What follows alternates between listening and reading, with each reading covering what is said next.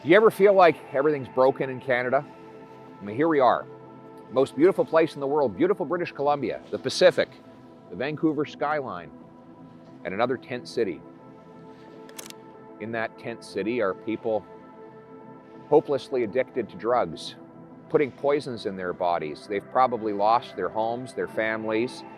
They've lost control of their lives, and they might lose their lives altogether. Just today we learned that British Columbia is on track to have over 2,000 drug overdose deaths this year alone. That is a 300% increase from 2015 when Justin Trudeau took office. These are Canadian citizens who are losing their lives. They could be your sister, your brother, your daughter, your son. They could even be your parents. This can happen to anyone. Many people got hooked on these drugs by taking them first as medications and then increasing their dosage and eventually becoming outright addicts. It's not just crack cocaine and methamphetamines, but it's opioids that are in the same family of drugs that are often prescribed or overprescribed. But the addictions that we see that have terrorized these people and our communities, they are the result of a failed experiment. This is a deliberate policy by woke, Liberal, and NDP governments to provide taxpayer-funded drugs, flood our streets with easy access to these poisons. This has been tried, not just in Vancouver, but in places like Los Angeles, Portland, Seattle, San Francisco, and always with the same results. Major increases in overdoses and a massive increase in crime.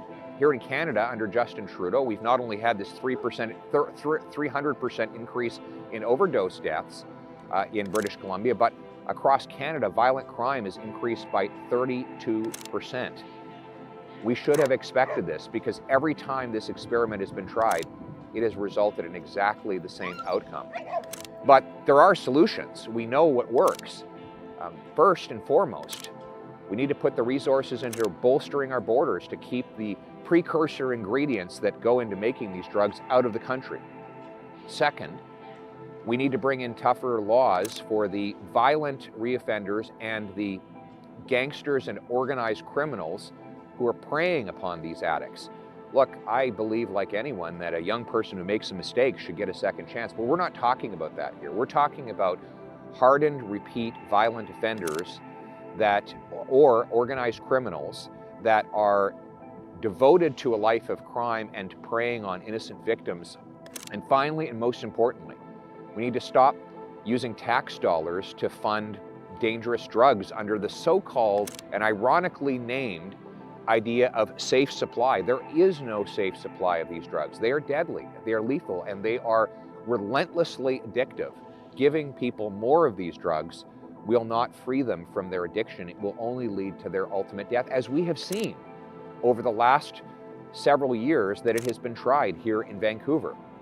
Instead, we should put that money into recovery and treatment, detox programs that bring the addict into a facility, help them remove the poisons from their bodies, give them counseling, and help them fix the problems, the underlying psychological problems that got them addicted in the first place. This treatment has been proven to work. In Alberta today, they've managed to cut overdose deaths by almost half by getting people into recovery.